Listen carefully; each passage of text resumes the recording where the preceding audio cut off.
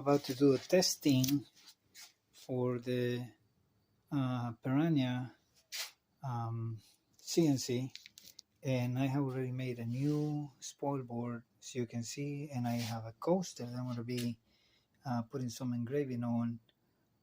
This coaster was made on another machine, but now I have the file on this drive, and we're going to choose what we're going to do.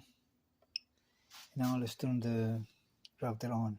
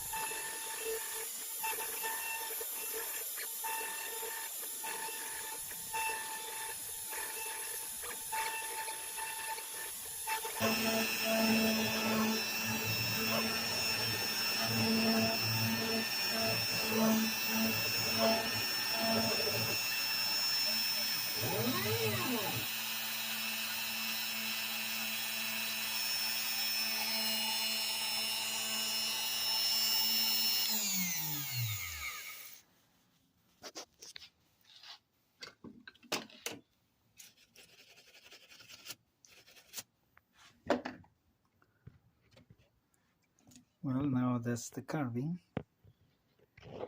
I think that it looks good to me. We're going to move the router out of the way so we can have a better